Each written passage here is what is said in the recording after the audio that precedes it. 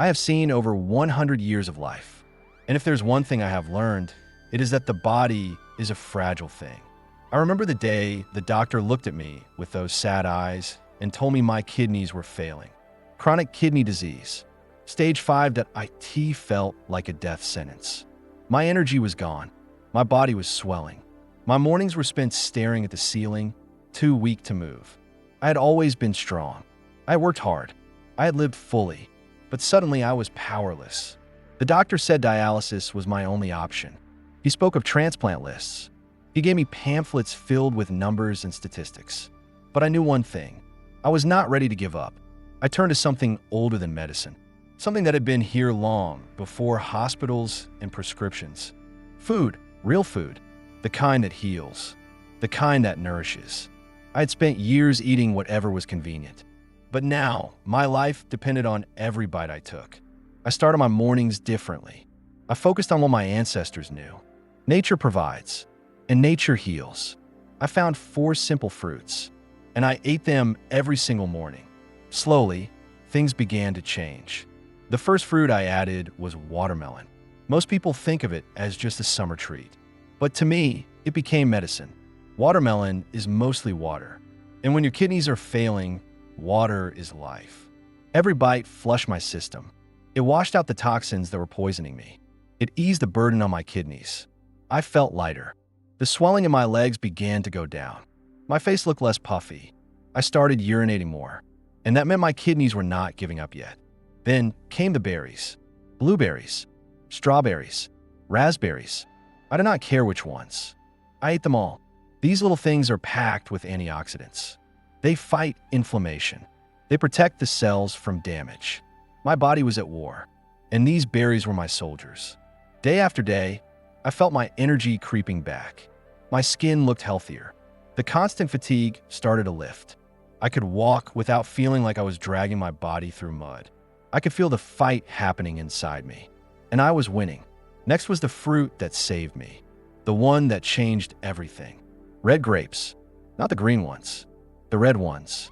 They are filled with something powerful, a compound that keeps the blood vessels open and flowing. My kidneys were starving for oxygen. They needed blood, and these grapes gave it to them. Every morning, I popped them into my mouth like medicine. I let their juice coat my tongue. I imagined them traveling through my body, healing me piece by piece. The doctors expected me to get worse. They expected me to come in weaker each visit. But instead, I got stronger. Then there was the 4th fruit, the simplest of them all, apples. A fruit so ordinary that people overlook its power. But I did not. I ate an apple every morning. The fiber in it helped my gut, which helped my kidneys. The pectin in it helped control my blood sugar. The natural compounds in it helped lower my cholesterol. Every little thing mattered. I was no longer just eating. I was fueling my survival. Day by day, my body responded. My lab results confused the doctors. They could not explain why my numbers were stabilizing. My kidney function was supposed to decline, but instead it held on. I was supposed to feel weaker, but I felt stronger. They asked what I was doing. I told them. They smiled politely. They called it luck. They called it genetics. But I knew better. This was not luck. This was not a miracle. This was nature doing what it was designed to do. I have outlived my own expectations. I have seen friends my age disappear. I have watched younger men fall to disease. But here I am, 108 years old, still waking up, still moving, still breathing. My kidneys were supposed to fail me, but they did not, because I did not fail them. I nourished them. I gave them what they needed, and in return, they gave me more years. This is not just about me. This is about you. If you are struggling, if the doctors have given you bad news, if you feel like your body is betraying you, I want you to know something. You are not powerless. Your body is listening to you. It is waiting for you to give it the right fuel. Do not wait until it is too late. Do not let disease control you. Start now. Start tomorrow morning. Eat the foods that heal. Let nature work for you. Now, let's clear some common questions. Do you believe modern medicine overlooks the healing power of natural foods? And if so, why? When I was young, food was not something we took for granted. We grew it. We cooked it. We respected it. There is no need for complex diets or scientific breakdowns of vitamins and minerals. We just ate what the land gave us. Fruits, vegetables, grains. That's why we did not call it organic or superfood, because there was no other kind of food. It was all natural. It was all real. People lived long, strong lives. The old ones in my village had sharp minds and sturdy bodies even as they reached 90 or 100 years of age. They did not suffer from the diseases that seem so common today. No one counted calories.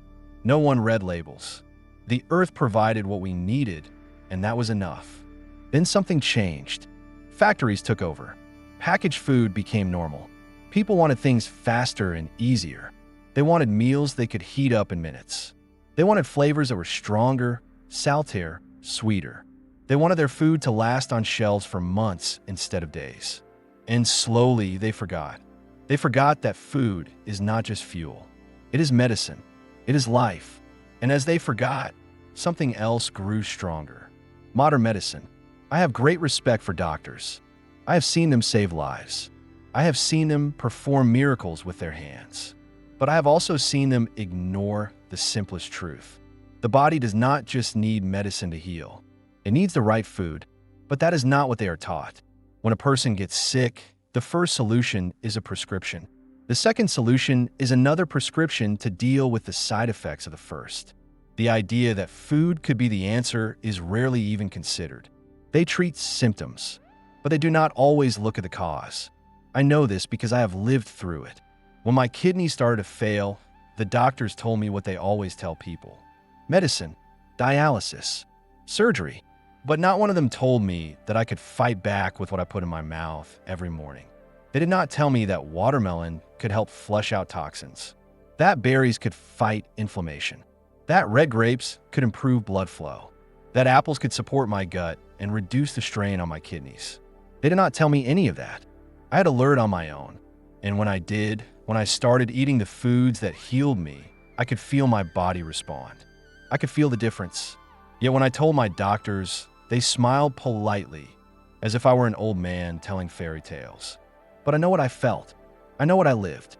And I am not the only one. I have seen people reverse diabetes by changing their diet. I have seen people lower their blood pressure, ease their arthritis, and regain their energy just by eating the right foods. Yet modern medicine still treats food as an afterthought. They tell you to eat healthy, but never explain what that really means. They tell you to take your pills and come back for more. I believe the reason for this is simple. There is no money in natural food. A doctor does not get paid if you heal yourself with an apple. A company does not make billions if you stop eating processed junk and start eating whole foods. The system is built to keep people dependent, not necessarily out of cruelty, but out of habit, out of business, out of a world that values profit over well-being. Some might call me skeptical. Some might say that medicine has saved countless lives, and I do not deny that.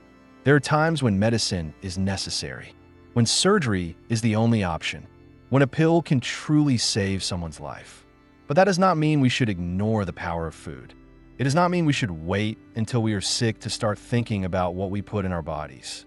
Because once disease takes hold, reversing it is much harder than preventing it. I have lived long enough to know that the body is a reflection of what we feed it. If we give it food filled with chemicals, with preservatives, with empty calories, it will break down. It will weaken. It will age faster than it should. But if we give it what it was designed to consume, it will thrive. It will fight for us. It will heal. I do not expect the world to change overnight, but I do hope that people will start to open their eyes, that they will remember what their grandparents knew, that they will question why diseases that were once rare have become normal, that they will take control of their own health before it is too late. If you could go back in time and talk to yourself before your kidneys started failing, what advice would you give? If I could go back in time and talk to myself before my kidneys started failing, I would sit that younger man down and look him straight in the eye. I would tell him to listen closely because the words I am about to say could change his life. I would tell him that his body is whispering to him long before it starts screaming, that the signs are there: the fatigue, the swelling, the headaches that come and go, the strange taste in the mouth. They are not just random occurrences. They are messages, warnings, pleas for help. But like so many others, he will ignore them. He will push through. He will say it is just part of getting older. He will believe that as long as he can still move, still work, still function, he is fine. And that will be his greatest mistake. I would tell him that health is not something you notice when it is good. It is something you only think about when it starts to disappear. But by the time you realize it is slipping away, the damage is already being done. I would tell him to stop taking his body for granted, to stop believing that he can treat it however he pleases and expect it to keep going without consequence. I would remind him that the body is not an unbreakable machine. It is more like a delicate garden. What you feed it, how you care for it, how much rest you give it, all of it determines whether it thrives or withers. And if you neglect it for too long, it will not matter how much you try to fix it later. Some things cannot be undone. I would tell him to start with what he puts on his plate every day. I would tell him to look at his food not just as fuel, but as medicine. Because every bite he takes is either helping him or hurting him. I would warn him about the processed food, the sugar, the excess salt. I would tell him that those things may seem harmless in the moment, but over time, they chip away at the body's strength. They create problems that take years to show up. They put strain on the kidneys, on the heart, on everything inside him. And one day, he will wake up and wonder how he got here, how his body betrayed him. But the truth is, it was never a sudden event. It was a slow build-up, years of choices. And I would tell him that it does not have to be this way. I would tell him that some of the most powerful medicines do not come in bottles. They grow on trees. They come from the earth. I would tell him to eat the fruits that will protect him. To eat watermelon every morning because it will flush out the toxins before they have a chance to pile up. To eat berries because they will fight the silent inflammation that threatens his organs. To eat red grapes because they will improve his blood flow and keep his kidneys from struggling. To eat apples because they will keep his gut healthy, which in turn will keep his entire system balanced. I would tell him that these small choices, these simple habits, could mean the difference between health and disease, between freedom and dependency, between a life lived fully and a life spent in doctors' offices, waiting rooms, and hospital beds. I would tell him to stop believing that doctors have all the answers, that they will not warn him about his kidneys until the numbers on the test look bad, that by the time they say the words kidney disease, the damage will have already begun, that they will offer him medicine but not solutions, that they will give him treatments but not a way to reverse what has already happened. I would tell him that if he waits for their warning, it will be too late. And I would tell him to take responsibility for his own health before that moment comes. I would tell him to drink more water, to stop reaching for soda, for sweetened drinks, for anything that does not truly quench his body's thirst. I would tell him that his kidneys need water to survive, that every sip is like a cleansing wave, washing away the waste and keeping the system running smoothly. I would tell him that dehydration is a slow poison, that the body will always prioritize survival, but it will do so at a cost, that without enough water, his kidneys will work harder, that they will wear down faster, that it is one of the easiest things he can control, yet one of the most overlooked. I would tell him to move his body every single day, not for vanity, not for muscles, but for circulation, for energy, for life. I would tell him that the more he moves, the better his body will function, that his blood will flow freely, carrying nutrients where they need to go, that his kidneys will not have to work as hard because his whole system will be running smoothly. I would tell him to never let comfort turn into stagnation, that laziness over time is a slow descent into weakness. I would tell him to rest, to sleep deeply, to stop thinking that exhaustion is a sign of strength. I would tell him that sleep is when the body repairs itself, that his kidneys, his heart, his liver, all of them need that time to reset, to heal, to continue doing their job. I would tell him that skipping sleep for work, for entertainment, for anything else is like stealing from his own future, that the price will come due even if it takes years. I would tell him to manage his stress, that the weight of his worries is not just in his mind, that stress tightens the body, raises blood pressure, wears down the organs, that his kidneys feel it even if he does not realize it. I would tell him to breathe deeply, to spend time in nature, to laugh often. That peace is not a luxury. It is a necessity. I would tell him that the power to change is in his hands, that he does not need to wait for sickness to teach him what he should have already known. That prevention is always easier than cure, that the road to health is not a complicated one, but it does require a choice. And I would tell him to make that choice now, not tomorrow, not next year, now. Because when the body fails, when the kidneys weaken, when the damage is done, all the regrets in the world will not turn back time. And finally, I would tell him that I am proof that it is never too late. That even if he does not listen, even if he makes mistakes, even if he waits too long, the body is always ready to fight for him if he gives it the right tools. That healing is possible. That change is possible. But that it would be far better to avoid the battle than to have to fight his way back from the edge. And then I would stand up, look at that younger man one last time, and hope that he is wise enough to listen. Now that you have reached 108 years of age, what is your greatest insight about health, aging, and the power of food? I have seen too many people wait until they are sick to start caring about what they eat. They wait until the doctor gives them bad news before they stop eating food that harms them. They wait until their joints ache before they start moving their body.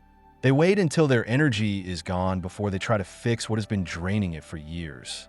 And the saddest part is, many of them could have avoided their suffering if they had simply respected their body when it was still working the way it was meant to.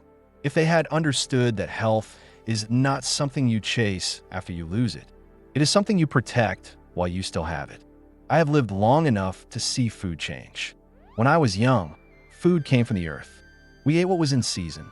We ate what our hands could grow, what the land could give. It was simple. It was whole. It was real. But over the years, I watched as food became something else. Something packaged. Something artificial. Something designed for profit instead of nourishment. People started eating things their ancestors would not even recognize as food. They started filling their bodies with chemicals, with sugar, with things that had been altered so much that they no longer carried the life-giving energy they once had. And they started getting sicker. Their bodies started failing younger. Disease became normal.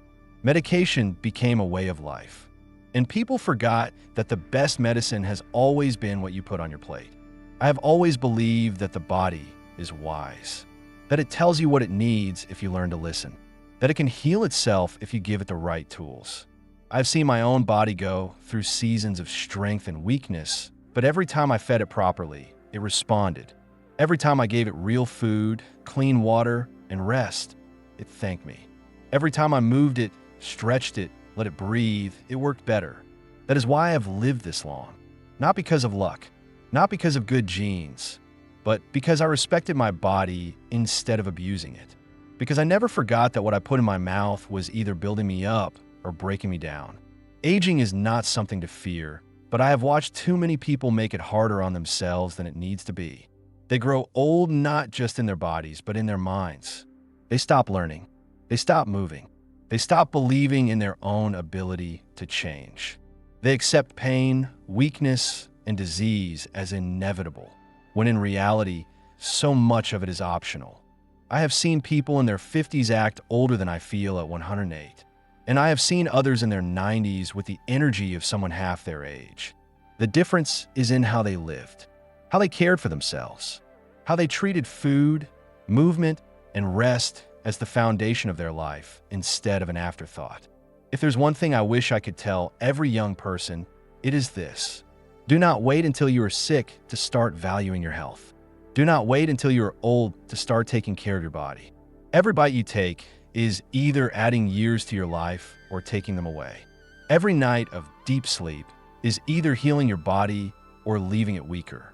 Every time you move your body, stretch it, use it, you're keeping it young. And every time you fill your mind with stress, negativity, and worry, you are aging yourself faster than time ever could. People always ask me what I eat to live this long. And I tell them, I eat what nature intended. I eat fruits that cleanse my body, vegetables that strengthen me, grains and nuts that give me energy. I drink water like it is the most precious thing in the world because it is. I avoid food that is fake, processed, full of things I cannot pronounce. I keep it simple, and that is the greatest secret of all. Simplicity. The world has complicated health too much. They make it seem like you need a complicated diet, expensive supplements, the latest trend. But the truth is, your body already knows what it needs. It needs real food. It needs movement. It needs sunlight. It needs deep rest. It needs peace. And when you give it these things, it will reward you. I have reached 108 years not because of luck, but because of choices. Because I respected my body instead of fighting against it. Because I understood that aging does not have to mean suffering. That health is not about avoiding death, but about making life as strong, full, and vibrant as possible. And if I could leave one final piece of wisdom, it would be this. Love your body while you still have the chance. Treat it like the greatest gift you have ever been given. Because once it starts failing, you will realize that nothing else in this world matters as much as your health. And by then, you will wish you had done things differently.